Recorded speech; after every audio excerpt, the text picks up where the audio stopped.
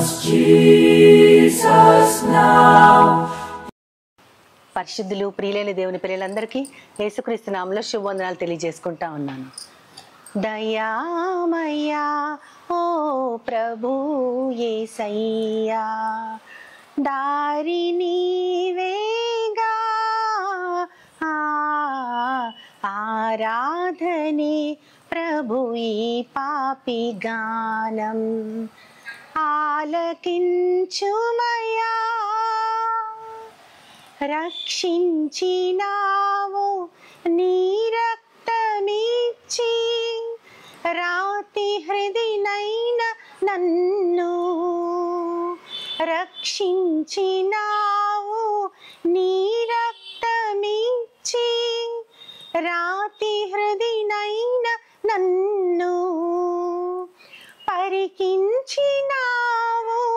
పరమాత్మ నీవు, పరమపురిలో నుండి పరికించినావు పరమాత్మ నీవు, పరమపురిలో నుండి. దయామయ్యా ఓ ప్రభు యేసయ్యా, దారి నీవేగా, ఆరాధనే ప్రభు ఈ పాపి గానం, ఆలకించుమయ్యా. కీర్తనకారుడైన దావీదు మహారాజ్ గారు 143వ కీర్తనలో 10వ వచనంలో ఎంతో స్పష్టంగా చెప్తారు, దేవా నీవే నా దేవుడవు, నీ చిత్తానుసారముగా నడచుటకు నాకు నేర్పించుము, దయగల నీ ఆత్మ సమభూమి గల ప్రదేశముపై నన్ను నడిపించును అని చెప్తారు. ఇందులో 4 భాగాలు ఉన్నాయి. ఒకటి, నీవే నా దేవుడవు, నీ చిత్తానుసారముగా నడచుటకు నాకు నేర్పించుము, దయగల నీ ఆత్మ సమభూమిపై నన్ను నడిపించు. ఈ 4 భాగాలు. నీవే నా దేవుడవు అంటే అక్కడ ఆయన దేవునికి తనకి ఉన్న సంబంధాన్ని సూచించడం మాత్రమే కాదు, కానీ ఆయన ఒక్కడే దేవుడు, ఆయనే సర్వాధికారం కలిగిన వాడు అని చెప్పకనే చెప్తూ, నువ్వు దేవుడు కాబట్టి నీకు లోబడి ఉండటం నా ప్రధానమైన కర్తవ్యం, అది నీవే నా దేవుడివి అంటే అర్థం. ఆ తర్వాత నీ చిత్తానుసారముగా నడుచుటకు నాకు నేర్పించు అంటే దేవుని యొక్క చిత్తం తెలుసుకోవటం ఒక భాగం. దేవుడు మనల్ని ఏ పనిలో పెడుతున్నారు, మనం ఎలా ఉండాలి, ఎలా నడుచుకోవాలి, ఇది తెలుసుకోవటం ఒక భాగం అయితే, ఆ ప్రకారంగా నడుచుకోవటానికి దేవుడే మనల్ని నడిపించాలి, దేవుడే మనకి నేర్పించాలి. దేవుని విధానంలో నడుచుకోవటం ఆయన మాత్రమే మనకి నేర్పించాలి. అలా నడుచుకోవటానికి నాకు నేర్పించు అని అడుగుతున్నాడు ఆయన. ఆ తర్వాత దేవుని యొక్క ముఖ్యమైన లక్షణం ఆయనది దయగల ఆత్మ. ఆయన ఆత్మ యొక్క లక్షణాలన్నీ మనకు తెలుసు. ఆయన దయగలవాడు, ఆయన ప్రేమ గలవాడు, ఆయన ఆదరణ కలిగించే ఆత్మయ్య ఉన్నాడు, సత్యస్వరూపి అయిన ఆత్మయ్య ఉన్నాడు. అన్ని లక్షణాలు, ఆయనలో ఉన్న లక్షణాలన్నీ ఆయన ఆత్మవే. ఎందుకంటే ఆయన శరీరధారి కాదు, దేవుడు ఎప్పుడు కూడా ఆత్మే, ఆయనకు శరీరం లేదు. యేసుక్రీస్తు వారిలాగా ఆయన ఈ లోకానికి శరీరంతో వచ్చింది మన కోసమే, మన రక్షణ కోసమే. కానీ ఆయన అది కేవలం 33.5 సంవత్సరాలు మాత్రమే. ఇప్పుడు కూడా తండ్రి అయిన దేవుడు ఆత్మే, ప్రభు అయిన యేసుక్రీస్తు ఆత్మే, పరిశుద్ధమైన ఆత్మదేవుడు కూడా ఆత్మ రూపంలో మనలో ఉన్నారు. కాబట్టి ఆయనది దయగల ఆత్మ అని చెప్తున్నారు. ఎంత దయగల ఆత్మ అంటే, మనం తప్పు చేసినప్పుడు ఆయన సరిదిద్దుతారు, మనము తప్పుల మీద తప్పులు చేస్తున్నప్పుడు ఆయన చక్కగా ప్రేమగా హెచ్చరిస్తారు, సూచిస్తారు. ఇంకా వినకపోతే మనకి ఒక శిక్ష ద్వారా మనకి బుద్ధి నేర్పిస్తారు.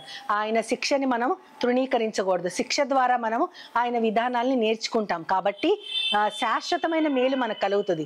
అందుకే ఆయన దయగల ఆత్మ. ఆ దయగల ఆత్మ మనల్ని ఎలా నడిపించాలంటే, 4వ భాగం సమభూమిపై మనల్ని నడిపించాలి. ఇది లిటరల్ వాక్ కాదు, ఒక చక్కగా ఒడిదుడుకులు లేని, గుంటలు లేని రోడ్డు మీద నడిపించమని అర్థం కాదు. అక్కడ మన జీవితంలో మనం నడుచుకునే విధానంలో సమభూమి అంటే తప్పులు తడకలు లేనటువంటి మన ప్రవర్తన, మనము ఆయన నీతిని పొంది ఆ నీతి ప్రకారం మాత్రమే మనము నడుచుకోవాలి. అదే సమభూమి అంటే. ఆయన చెప్తారు, ప్రతి యేసుక్రీస్తు వారు రాకకు ముందు ఒక మంచి మాట మనకు ఉంటుంది, ఒక వాగ్దానం లాంటి మాట. అది ఏంటంటే ఆయన ప్రతి ఎత్తుని సరి చేస్తారు, ప్రతి పల్లాన్ని పూడుస్తారని ఉంటుంది. ఎత్తు అంటే మనిషి యొక్క అహంకారం అని, మనిషికున్న అహంకారం, గర్వం అవన్నీ కూడా ఎత్తులు. లోతులు అంటే మనం నిరాశలు, నిస్పృహలు, మనం చేసేటటువంటి తప్పులు, ఇవన్నీ మన లోపాలన్నమాట. మన ఆ లోపాలని కూడా దేవుడు పూడుస్తారు, ఎత్తుల్ని సరిచేసి ఆయన ఒక భూమిని సమంగా చేస్తారంటే ఆ భూమి ఆయనది, ఆయన విధానము, ఆయన మార్గము ఎప్పుడు సమంగా ఒక మంచి నీతితో ఉంటుంది. కాబట్టి ఆ రీతిగా మనం నడుచుకోవాలని ఆయన ఎంతో ఆశతో మన వైపు ఎదురు చూస్తూ ఉంటారు. మరి అసలు మనం ఆయన ఆత్మ ప్రకారం ఒక సమభూమిపై నడుచుకోవాలంటే ముందు అసలు మనం ఏం చేయాలో తెలుసుకోవాలి. రోమీయులకు రాసిన పత్రికలో 12వ అధ్యాయం 2వ వచనంలో ఎంతో స్పష్టంగా ఉంటుంది, ఈ లోక మర్యాదను మీరు అనుసరించొద్దు అని ఉంటుంది. లోకులందరూ పోయే మార్గంలో నేనే పోతున్నానండి, అందరు ఇలా ఉన్నారు కాబట్టి నేను కూడా ఇలాగే ఉన్నాను, ఇది కాదు మనకు కావాల్సింది. ఈ లోక మర్యాదను అనుసరించక ఉత్తమము, అనుకూలము, సంపూర్ణము, ఈ 3 లక్షణాలున్న దేవుని మనస్సేదో, దేవుని చిత్తమేదో మనం తెలుసుకోవాలంటే మన మనస్సు మారి నూతనం అవ్వాలంటే మనం రూపాంతరం చెందాలి. అంటే మన పాత జీవితానికి కొత్త జీవితం వచ్చినప్పుడు పూర్తి ట్రాన్స్ఫర్మేషన్, అంటే అది మన రూపం మారిపోవాలి, మనం ప్రవర్తించే విధానం మారిపోవాలి. ఇదివరకు జీవితంలో ఉన్నట్లు కాదు, కానీ ఇప్పుడు మనము దేవుని లక్షణాలు కలిగి మారాలి, రూపాంతరం చెందాలంటే మన మనస్సు నూతనంగా ఉండాలి.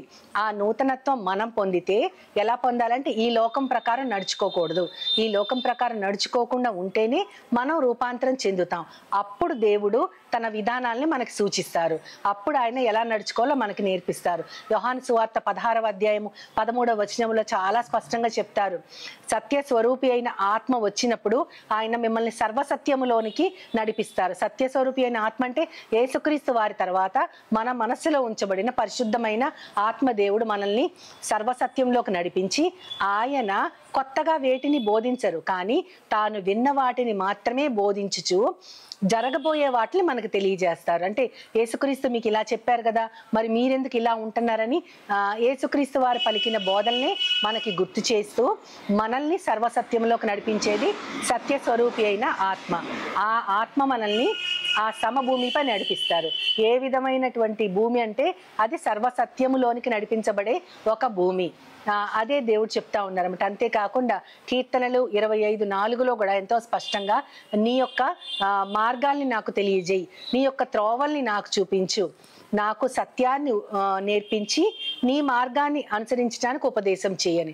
ఎంత స్పష్టంగా ఉంటుందంటే దేవుణ్ణి ఆయన సహాయం అడుగుతున్నారు, నీ మార్గాన్ని నాకు తెలియజేయ్యా, అది ఏ మార్గమో, ఎలా నేను నడుచుకోవాలో నాకు చెప్పు. అంతేకాకుండా నీ త్రోవల్ని నాకు తేటపరచడం అంటే స్పష్టంగా క్లియర్గా కనిపించాలి ఆయన త్రోవ.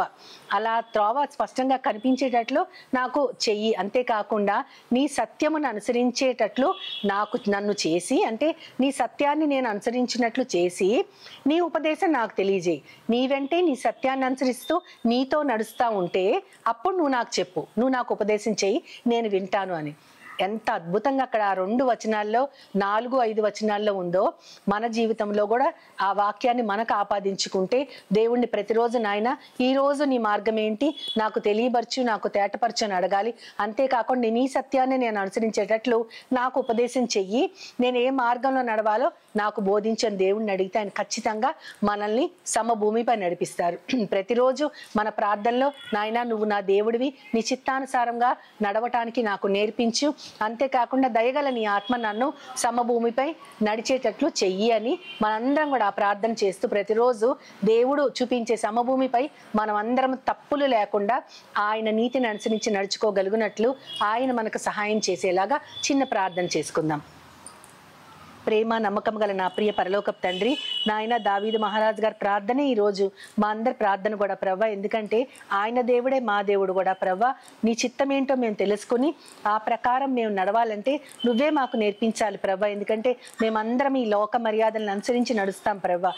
కానీ దయామయుడు కాబట్టి ప్రవ్వా నీ దయగల ఆత్మ సమభూమిపై, అంటే తప్పులు, మా అహంకారాలు, గర్వాలు ఏమి లేకుండా కేవలం నీ నీతి అనే మార్గంలో మమ్మల్ని నడిపించమని నన్ను మమ్మల్ని అందరినీ చేతులకు అప్పచెప్పుకుంటూ నీ ప్రియకుమారుడు నా ప్రియ ప్రభువైన యేసుక్రీస్తు వారి ద్వారా కోరి ప్రార్థిస్తున్నాను పరమ తండ్రి. ఆమేన్, ఆమేన్, ఆమేన్. వందనాలు. As Jesus now, He's always near. With open arms, He's always